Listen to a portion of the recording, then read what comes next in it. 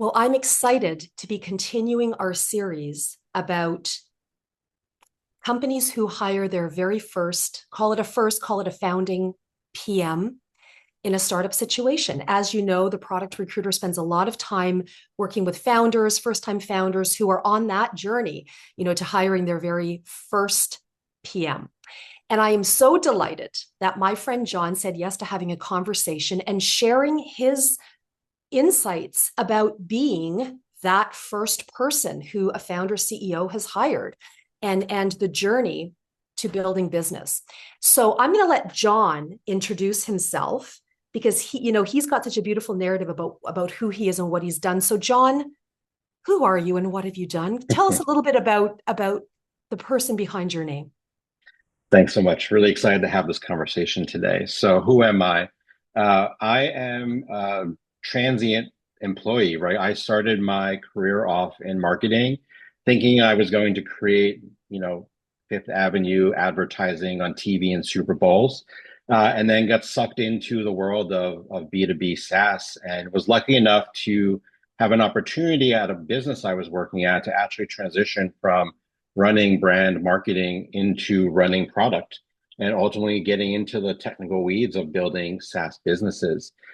So for a lot of my career, I actually spent focused on the real estate industry where we were building websites, SEO tools, property search tools for realtors to help sort of manage all of the outreach they get when they put a listing up online.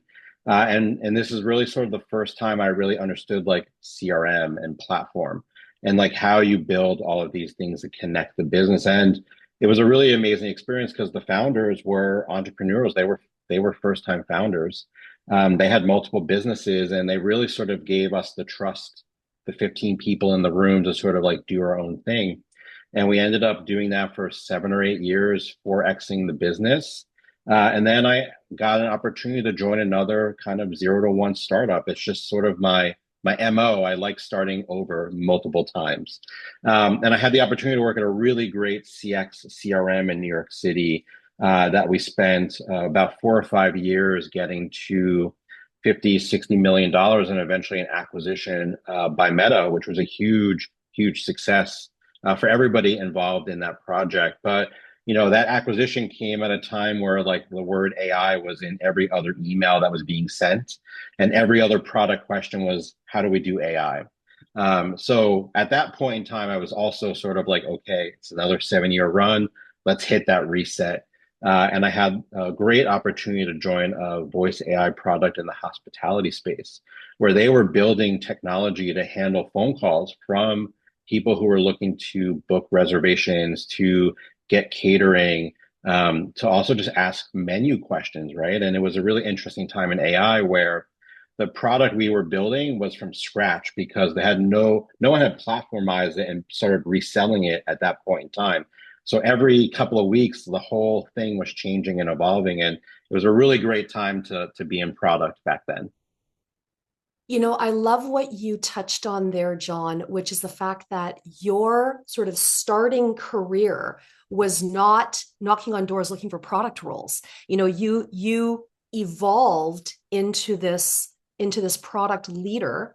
And that's really encouraging for anyone who might be listening today who's asking the question, how do I get into product? Do I have to be an engineer? Do I have to have a STEM degree? Do I have to have all of these things that we assume are required to have an incredibly successful career building business in the seat of product?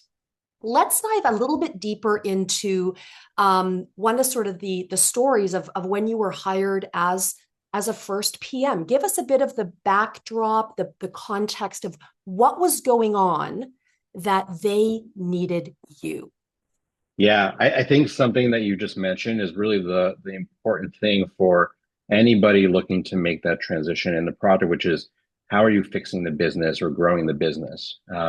So in one particular area where I did do a transition from marketing to product, the business was an agency. So we were creating websites, we were creating pamphlets, we were really doing all the branding and marketing for our customers. And we didn't really have a specialty. We were sort of doing that for schools, for nonprofits. And as a marketer, I was absorbing all of this data from the business. And I remember one day at breakfast with the founders where I was just like, hey, do you guys know that like 60% of our business is actually in real estate? Like, should we actually be like looking at this metric and asking ourselves if that changes what we want to be as a business? And that's why I think it's really important that first time PMs are really sort of thinking about things from a business context. And, we were 15 people in a super tiny office, just sort of like letting all of the creative energy flow of like, how do we make this brand that's been around for 100 years feel like it just started today in the world of like the internet? And part of those conversations started melding into, well, maybe we really should look at just focusing on the real estate space. And this is where my transition happened, where I sort of was like, cool, I want to do that. Like, I'm super interested in like building this thing from scratch and really understanding how we can sort of do what I didn't even really understand at the point, which was like a recurring revenue SaaS model. Like, everything in my world was always like contract and negotiating and pricing, hourly rates and things like that. And now we're saying, okay, well, like we're actually going to bill someone for access to a product every single month. And the founders also were not really like too aware of how to do that, though we had a lot of great companies to draw from, like HubSpots of the world, right? That are really just like pushing SaaS through at exponential rates. So a lot of what we had to do in our business was really like transition a few of the team members from agency mindsets to SaaS mindsets. We had to outline what a product might look like, how much of it were we going to build, how much of it could we just like download from open source networks and really buy and purchase. And we ultimately got to the point where like we were bringing in multiple customers a week that were now using our product over and over and over again. And you get to this point where as like the first person, especially me being the first product manager, now I'm starting to like understand ticket creation and writing requirements and doing consumer research, as well as just like how do we scale these ideas so that we're not just saying like the coolest, most innovative idea in the room is what we're going to build without actually knowing if it moves any metrics or needles. And really what I discovered in this situation, kind of looping it back to what you started the question off with, is I wasn't really thinking about product from like a documentation process standpoint. I was really thinking about like how do I build something that delights people enough that they want to do business with us and that they're going to tell their friends to do business with us, and like we can continue to grow and prosper as a business. Wow, I love it. I am curious, what you discovered in any one of your journeys, where you were the first of, what would be important? What did you discover in these roles that would be important for a founder CEO to understand when they're hiring someone like you? Yeah, that's a great question. I think a lot of times when you're hiring product, you tend to fall back to what the definition of product is, or sometimes the wrong definition. Sometimes people see product as project management and they think about, okay, I'm the founder, I'm giving you the roadmap, I need you to execute it. It's okay to run your business that way. It's obviously a way to do it. But what I've really found success is when founders look at product as someone that can work within the business cross-functionally across teams. It's not just, hey, we need to put a roadmap together. It needs to be finished in 6 months, and here are the features that we're building. It's a mindset of how do we take those problem statements and also understand what needs to change throughout the business. So if we're building a new product line, if we're introducing higher costs to running our software, you want a product person that says, okay, well, like if we're doing this, then I need to go have a conversation with another team and talk about like price increases, or we may need to scale a professional services team because this will be difficult to set up. I think founders should be looking for product people that are business entrepreneurial, that can actually look at things and advise and also be deployed, right? I think something in my career that I've been really fortunate to experience is founders that are like, hey, we're going to take John, who's a product manager, out of product and put him into a problem space in CX or sales or data and say, use your abilities to sort of like break things down, organize them, come up with multiple paths of solution, build alignment to get this fixed. And I think that's really critical, especially if you're a founder that isn't product focused, or if you are really early in your startup stage and you just need people to wear multiple hats. Yeah, multiple hats. 100%. I recently heard someone share publicly that I think it was Steve Jobs had said, you don't work for when you work for Apple, you don't work for anyone. In Apple, you work for Apple. But the average, then there's everybody else. So if we think about everyone else, most people would say we work for people. People Mhm. hire people and people work with and for other people. And so relationships are so critically important. And I don't think there's any more critical of a relationship than a founder or a CEO or a business leader, and their relationship with their product leader or person. Talk a little bit about that relationship and what a leader might not fully understand is important to have a healthy relationship between themselves and their first product hire.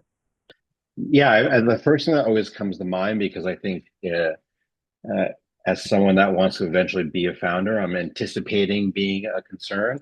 But founders are the first person to come up with this idea, and it's their baby. It's something that they've taken time away from maybe their families. They've changed their income status to really sort of dig into building this thing.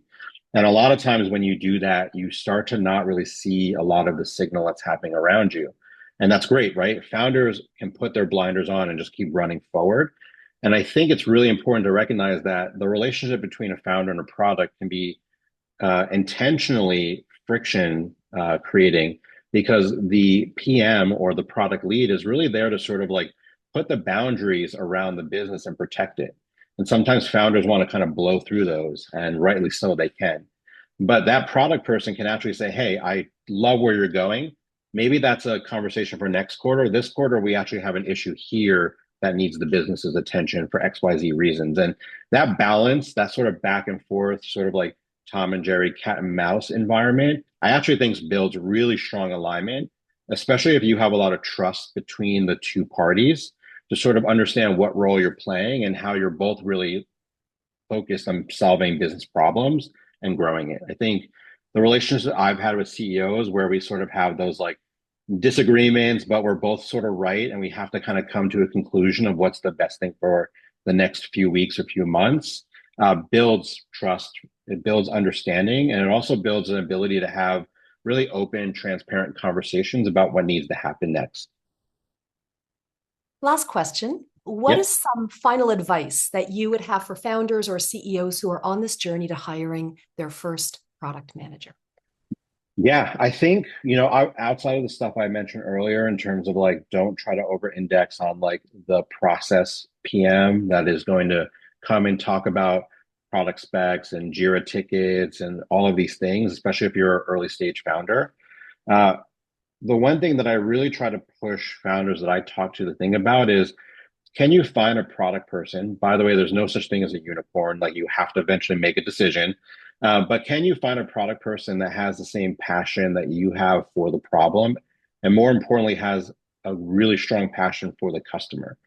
And if you can find someone that thinks that way and talks to you from a business level perspective, not a feature level perspective, then I think you found someone that's going to really come into your business, help you grow it, and help you see things that you may not be able to see on a day-to-day basis.